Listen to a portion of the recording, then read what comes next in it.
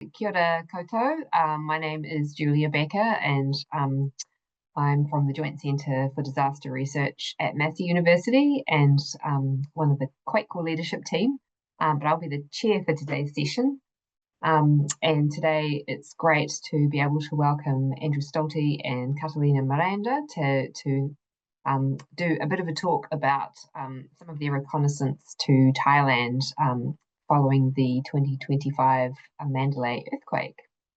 So I believe they're going to be giving us a little bit of an update on their reconnaissance mission, some reflections on soil behaviour, building recovery, and building damage after the earthquake.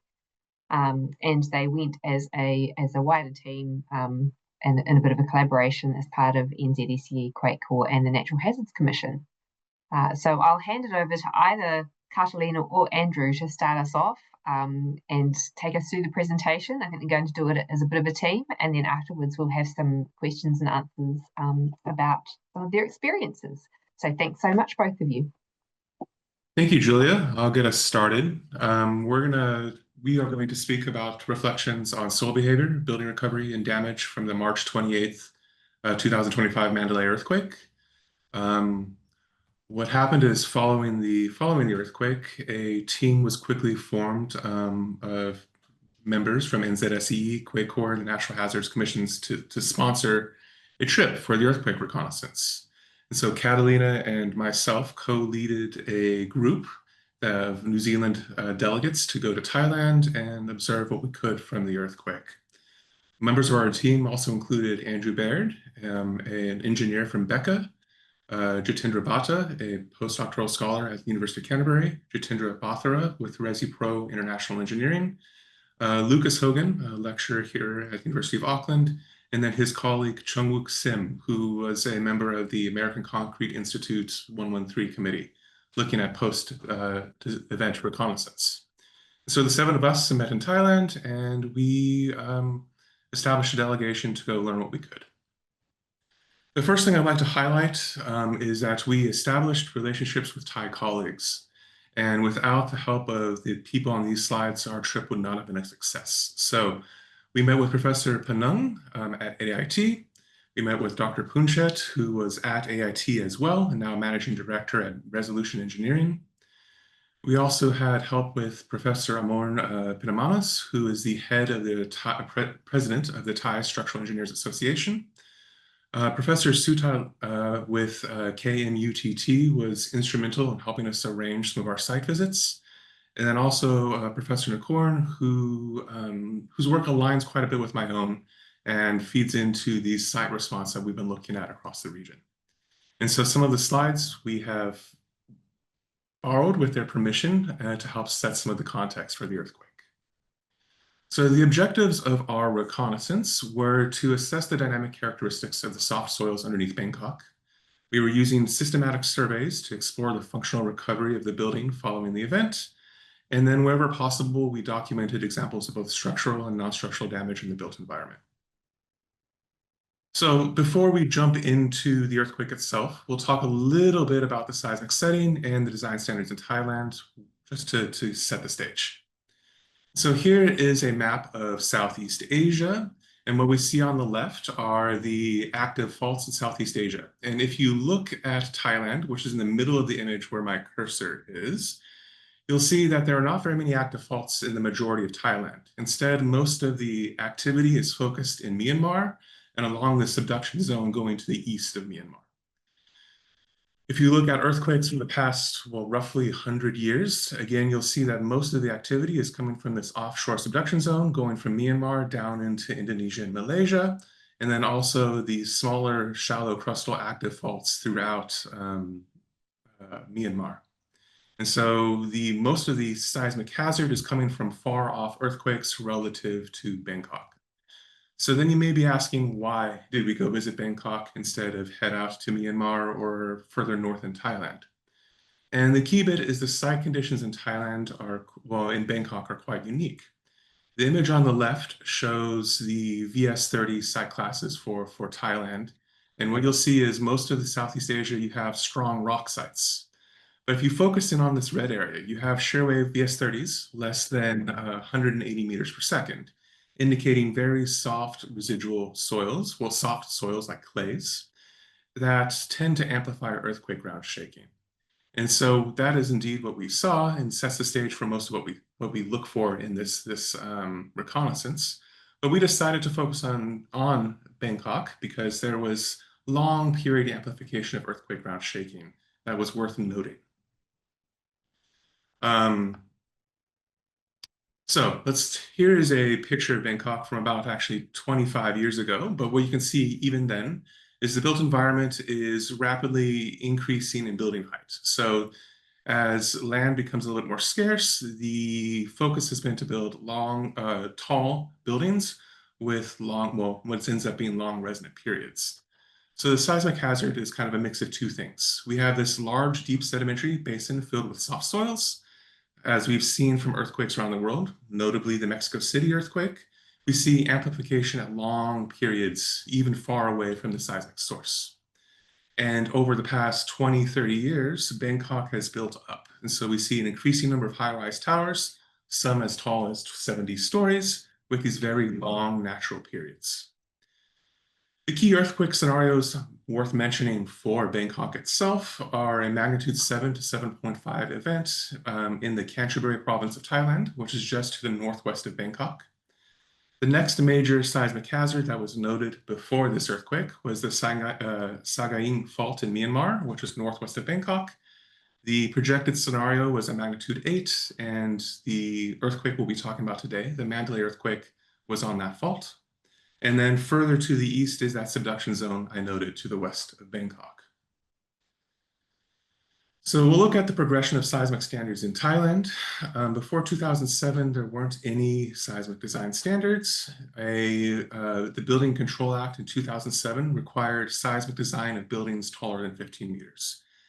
That was the first major note.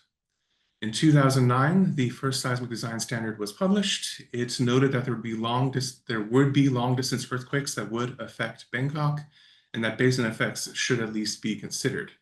Even on the front cover of this image, you can see that these are all of the earthquakes from the past, and they're all centered really far away from Bangkok itself in the middle of the image. There was an update in 2018 to the seismic design standard, building on a zonation for the Bangkok and the surrounding provinces, looking at that long period amplification. There was also a note on reducing damping to 2.5% for buildings taller than 60 meters, reflecting on the increasingly tall buildings that tend to be quite slender. So the design spectra for Bangkok coming out of the 2018 code were based on a zonation. And so in the top right, what you see are the provinces surrounding Bangkok. Bangkok itself is this circled in red. And for each of these provinces, a microzonation study was undertaken, a site response analysis was completed to develop these representative hazard curves. They were then shaped out to be more representative of code-based spectra, but this is what these code-based spectra are based on. And so for zone 5, the response spectra that was developed from a site response analysis is this one shown by the dashed red lines.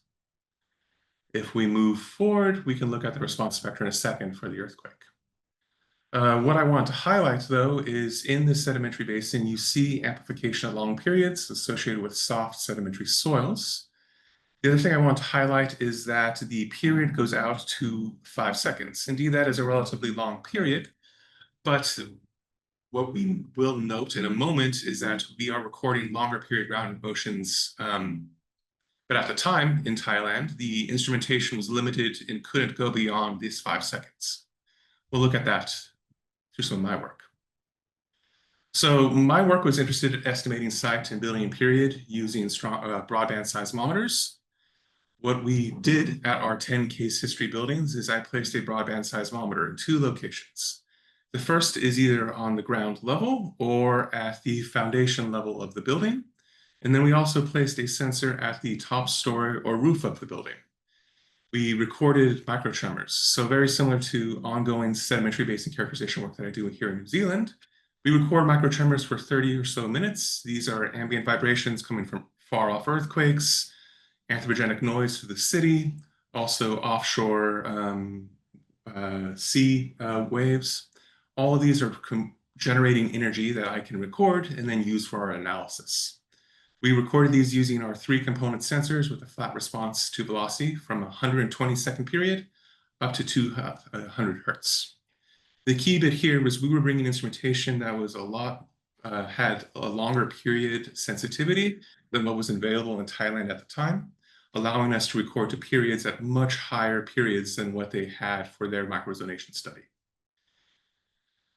You might have seen images of these similar slide from a variety of presentations I've given over the years, but the idea is we record ambient vibrations for, again, about 30 minutes. We take the north, south, east, west, and vertical component, and we transform them into the frequency domain.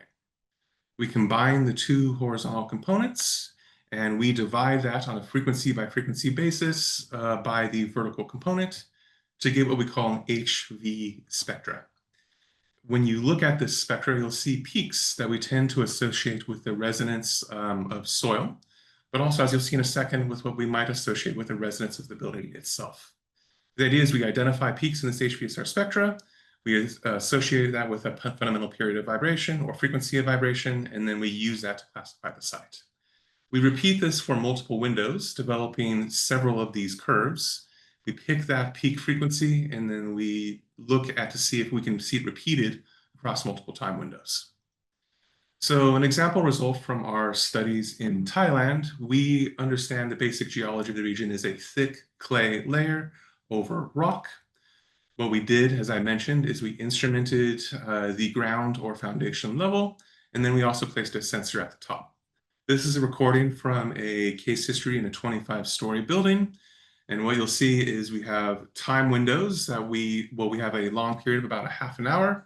We break these into the time windows and calculate that HVSR spectra. So similar to what we've done in New Zealand, you'll see that we look at the basement response or the sedimentary basin, and we identify a peak. And what we see for this basement recording, we see a peak at very low frequencies, a very long period.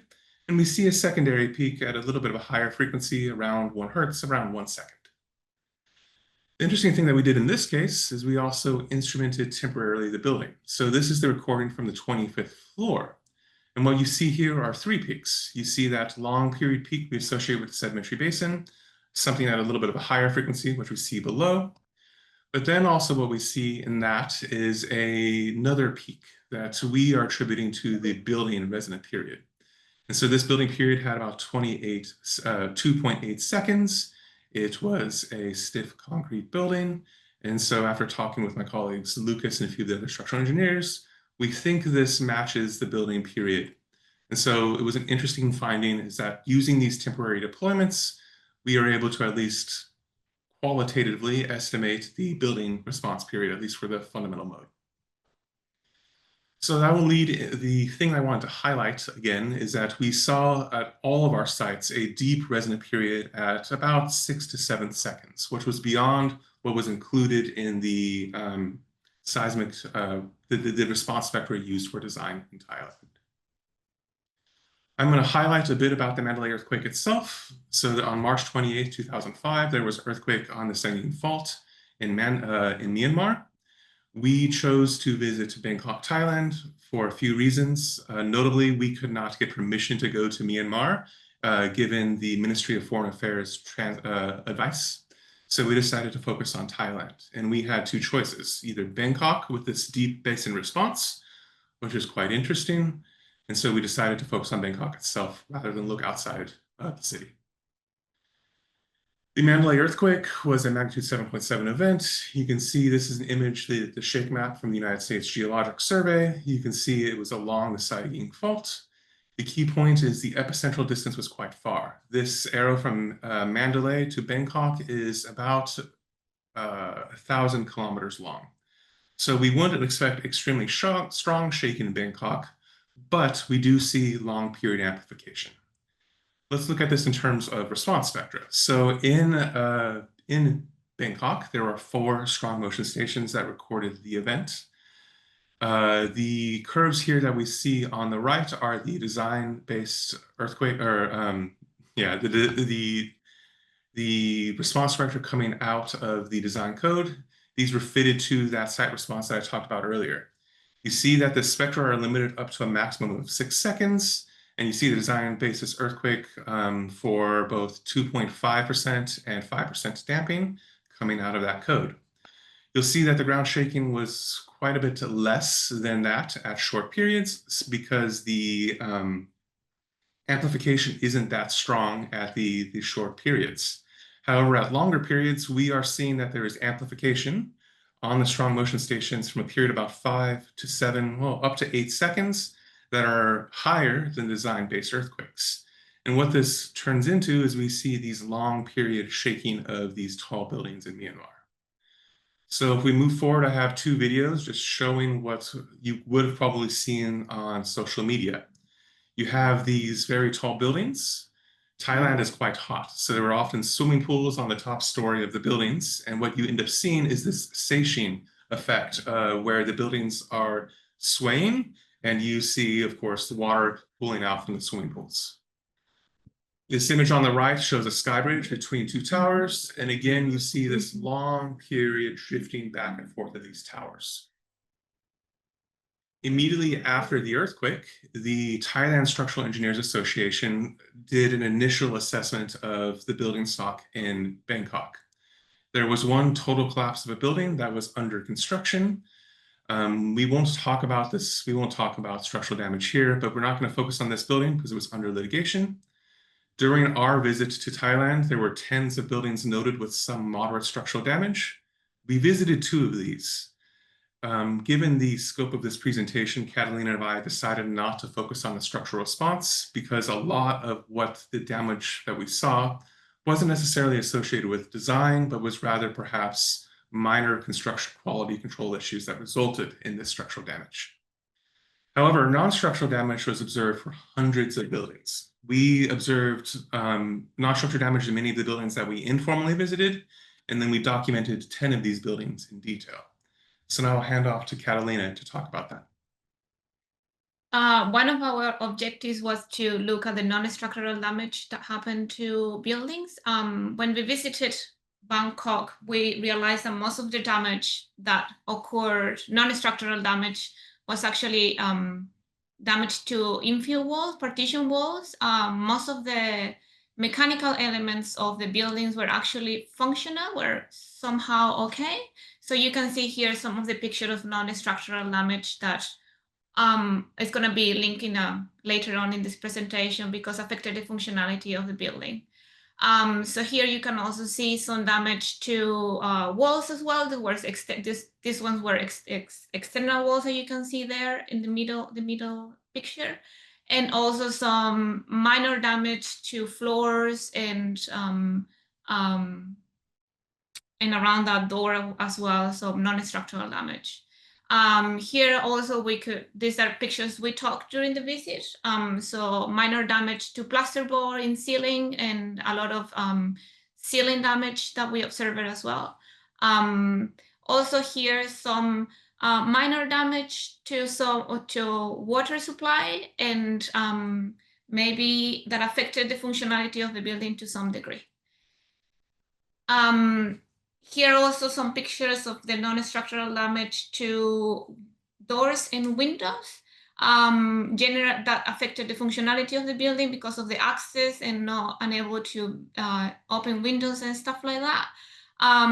Most of the non-structural damage was observed in, as I said, in partition walls because did I say this? That the mechanical part was not very affected because that's usually acceleration sensitive, and the accelerations were actually pretty low considering the distance from the earthquake. Also, our observations after the earthquake we found out that most of the damage was located between the middle floors, between the 8 or 20-story stories. And also the damage was linked to structural irregularities. Another important finding was the damage that elevators went through. As I said, the accelerations were quite low. So actually elevators have a switch that goes off and they stop working when they go to high accelerations. That didn't happen. So a lot of the elevators were continue working after the earthquake, what happened to elevators was a cable twisting, so they have to fix those elevators after the earthquake. So yeah, so those are mostly the non-structural damage that we observed in Bangkok. That it was also linked to the functionality that we observed when we visit Bangkok. So now I'm going to focus on functionality and link back to non-structural damage. So this is sort of like the part that I focus on. Oh yeah, I have to say, I think Jitendra, both of Jitendras might be on the call, and they actually focus on non-structural damage and structural damage. So this is one part that I myself focused on, functionality. I have to say that this was one of the first, or maybe the second mission after an earthquake that functionality was included officially into the objectives of the visit. It is a bit challenging to include functionality observations after an earthquake because you need a couple of things to collect data about this.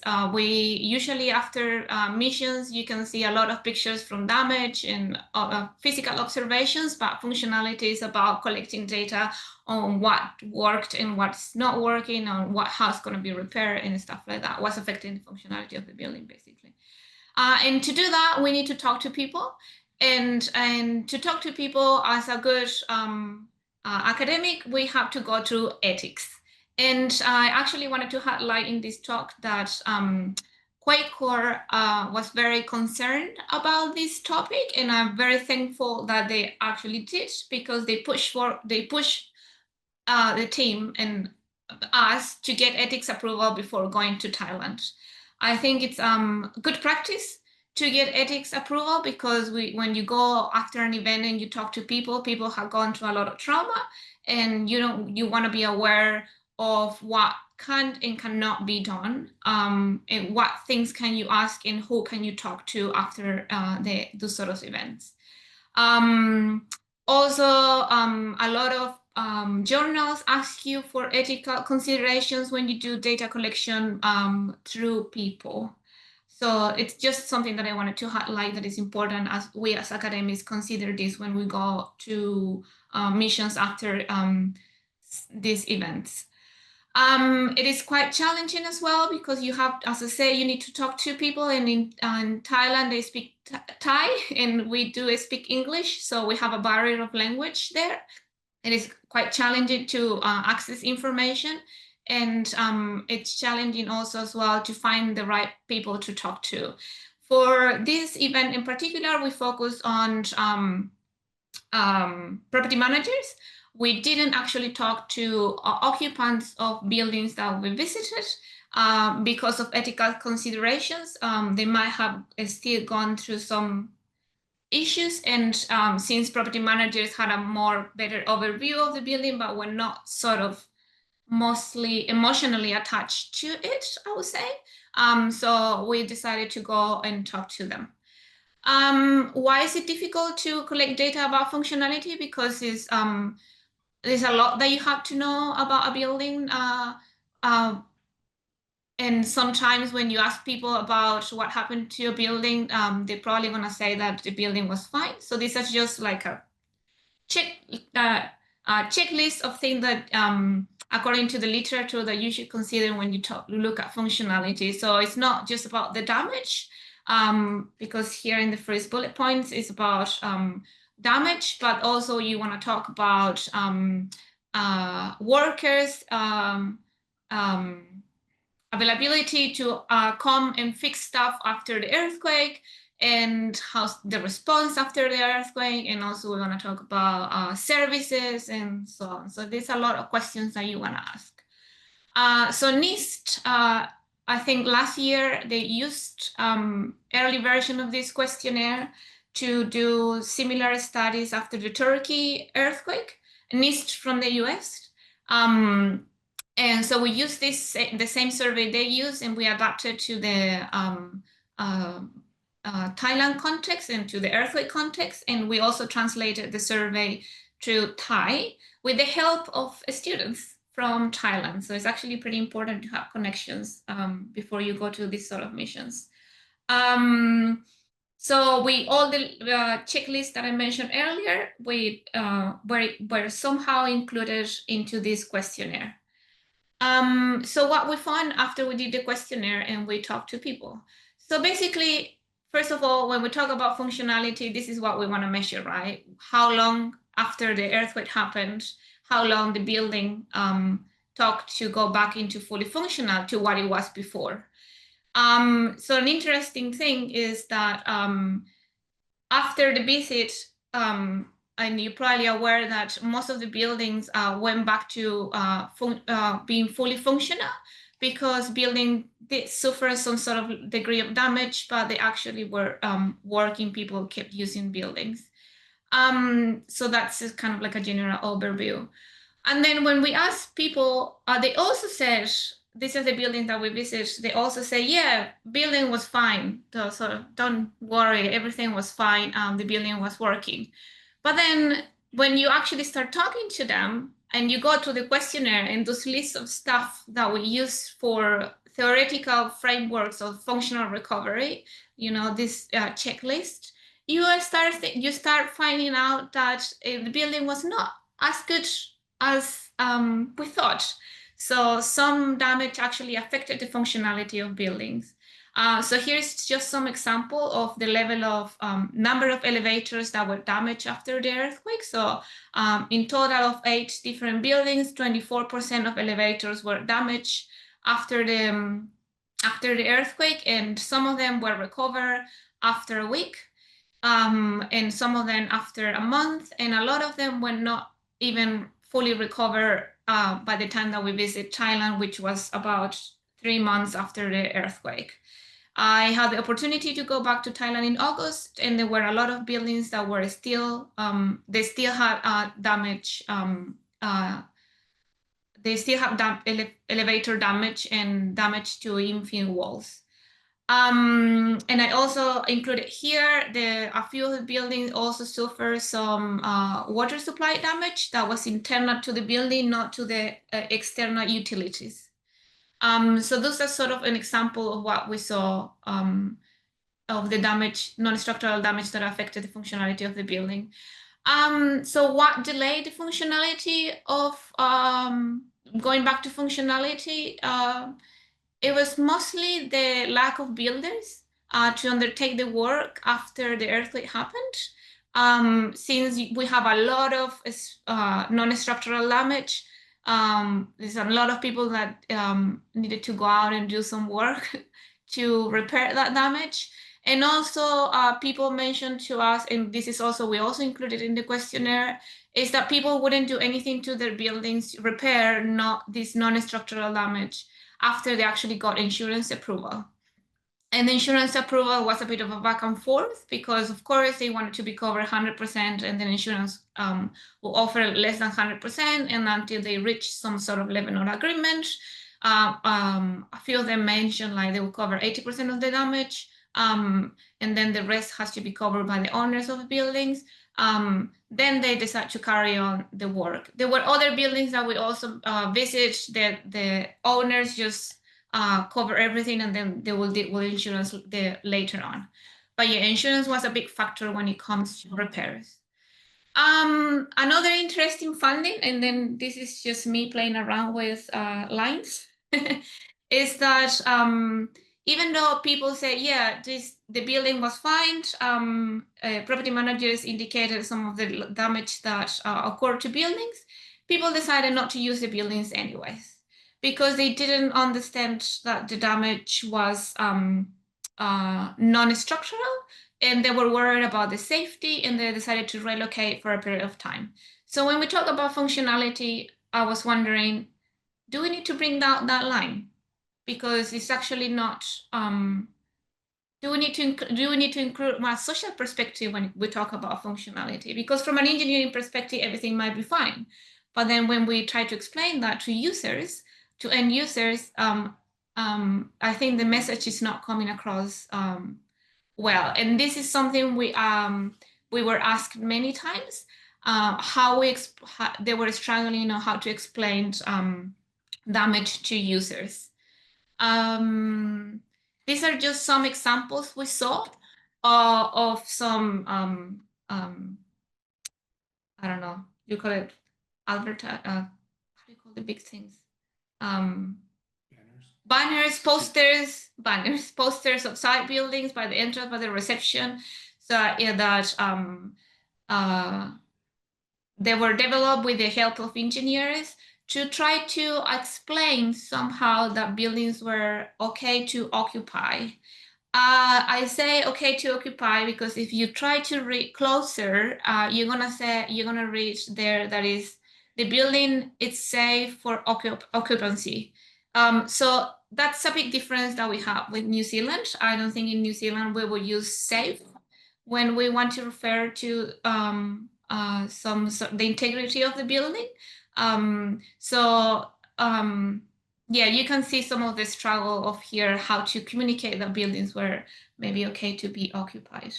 The two pictures on the right are pictures from elevators. You know that in elevators, you have like sometimes the new elevators have these tiny screens.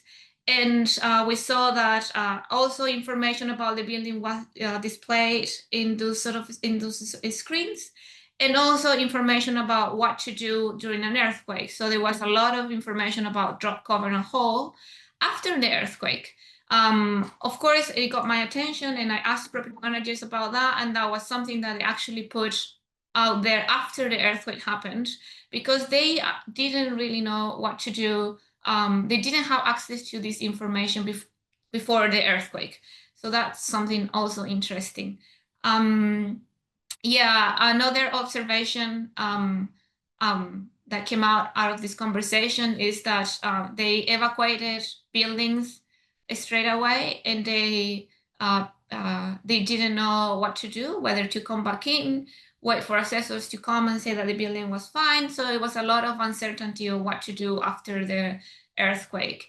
And in my sort of takeaway from this, that it's something that maybe we can explore further in New Zealand, is communication of seismic risk, building seismic risk or building damage during recovery times is very challenging. Here we didn't see much structural damage. We saw a lot of non-structural damage, and even that one, it's very hard to communicate. So yeah, maybe it's something that we want to work on here. Some of the things that we done after the visit, as I said, I had the opportunity to go back to Bangkok to present some of the findings, similar to what presented here and a bit more. We have established connections with the Thai earthquake engineering community, and I'm super happy to maybe make it public now that we actually have 2 Thai colleagues visiting New Zealand next year. They're planning to attend the NZSE conference. So yeah, I think it's very important to establish connections with the Thai community. We also, when we were over there, we visited the Department of Public Works, and they have a huge database of public buildings and how they performed after the earthquake. So we are still working on how we can collaborate with them. So the dissemination of funding, a few of you might have attended the NZSE seminars that we gave a couple of weeks ago, and also Jitendra Bhatta and Andrew Baird have also put together a conference paper for the for the non-structural elements conference. I'm sorry, I don't know what the meaning of SPONS is. Structural perform. Well, you know, for a non-structural element conference. Structural performance in Japan. Yeah. Yes, something like that. Sorry. And then we're working on the final reports. And yeah, that's it from us. Oh, how do I go back? I double click there. That's the team. Thank you.